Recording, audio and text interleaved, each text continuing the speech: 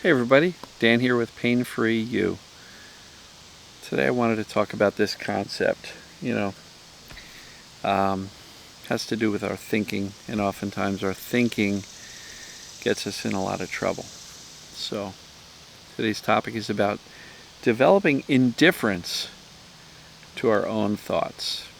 So I'm going to get to that in a minute. It's an absolutely gorgeous day. Relax your body. Slow your breath. Drop your shoulders. This is a great response to that feeling of anxiety or being triggered or just an onset of anxiety. Sometimes it happens when we first open our eyes in the morning. Sometimes it happens throughout the day when we're out doing things. Drop the shoulders. Breathe. It's not dangerous, folks. It doesn't feel nice. And it can spark a whole bunch of negative thoughts. But that anxious feeling is not dangerous. It's up to us to convey that nothing bad is happening. I just woke up. We're good. So, how to develop indifference to our own thinking. Not all of our thoughts are true. Not all of our thoughts are beneficial. Not all of our thoughts require us taking action. Sometimes thoughts are just these neural blips in our head with something. And for anybody who's coming out of or is currently in a journey with mind-body symptoms, as some call it TMS, perceived danger, pain, or other symptoms, neuroplastic pain, neuroplastic symptoms. For anybody who's gone through or is in that journey, you recognize that oftentimes our thinking is full of, what if this happens? What if that happens? Be careful, don't do this, don't do that. Maybe this is happening. Maybe I'm really sick or broken, or maybe it's not TMS. And those thoughts can loop and circle all day. But just recognize, if the perception of danger can create your symptoms or your pains, they can certainly cause fearful, worrisome, what if type of thinking. So what it means is all these negative what if, be careful thoughts are just another symptom coming from a brain perceiving danger. Doesn't mean you're in danger. It doesn't mean those thoughts are accurate, true, or even beneficial. They're just warnings. And like the smoke detector in the kitchen that goes off when you're cooking, but there's no fire, it's just a warning. So these thoughts are warnings, and you get to determine which warnings you listen to. Now sometimes there's a thought that goes, I'm about to cross a busy street in downtown Manhattan, New York City, and there's hundreds of cars flying down the road. Be careful. Wait for the green. Even once it turns green, double check, triple check to make sure you're okay. Those thoughts keeping you safe legitimately. Waking up with an anxious feeling. Oh no, don't get out of bed. Something bad's happening. I hate this feeling. Not necessarily an accurate warning.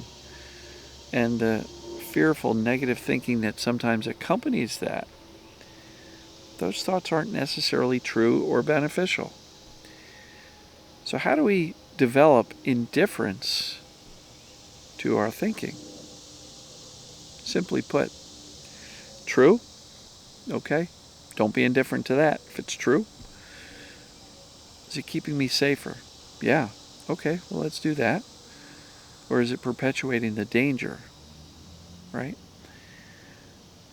That's a good question to ask ourselves.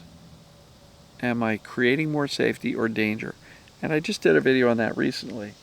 So that's not what this is all about, but if you are just full of negative, looping, fearful, catastrophic thoughts all day long, learn to be indifferent to them. Okay, so I've got those thoughts. Whew. Let them go by at the speed of light.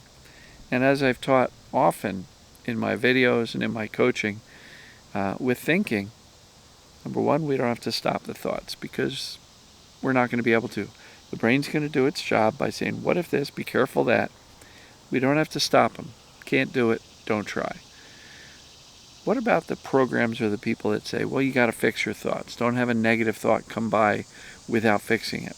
Okay, 60 to 70,000 thoughts a day. And you're telling me I got to fix all the negative ones? I'd be exhausted by 8 in the morning. So you don't have to do that either. But you don't have to believe all your thoughts. That's option 3. You can try to stop them, won't work. You can try to fix them, not sustainable. You're going to have negative thoughts, and if you have to fix it all the time, you're not going to be able to do anything else. So, third option, you don't have to believe the thoughts. Become indifferent to them. Oh, I had some negative thoughts. So what? I don't have to believe them. So, not a deep, deep topic, but has deep impact if you can learn to implement this. Some thoughts warrant our attention and action and engagement. The vast majority of them, especially if we're going through a difficult journey, probably don't.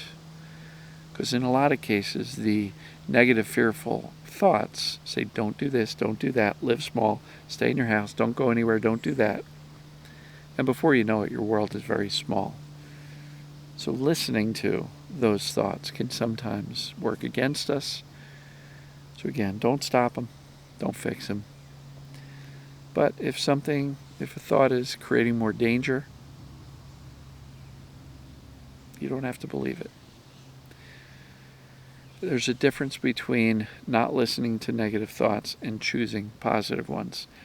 Choosing a positive thought and expecting a good day is not necessarily fixing our thinking. It's simply saying, well, I've got free will, free thought, I can do what I want. So I can wake up and say, how much fun can I have today? I expect today to be a little bit better than yesterday. That's choosing a positive outcome. And if you're choosing the opposite, to wake up and choose to say, oh no, today's going to suck, today's going to be awful, and I choose to believe that thought, these are choices you're making. And these choices can dramatically impact the quality of your day. And so, you don't have to believe your thoughts. You can choose to be indifferent to the ones that make you feel worse. And you can choose to engage in and take action on the ones that make you feel better. So, just a few thoughts on developing indifference to your own thinking. It could be a useful tool. So, love you folks. If you are not yet a subscriber on YouTube, please click the subscribe button. If you know somebody who might benefit by these messages, send them my way. There's lots of links in the description of these videos, lots of resources that I make available for free. And if you're interested in some one-on-one coaching, check out the group painfreeyougroup.com. I spend 12 hours a week engaged with the coaching clients, and you'll have the opportunity to talk one-on-one with me if you'd like. If not, keep watching the videos and you can get better anyway. All right, folks, love you, and as always, we'll see you tomorrow. Take care.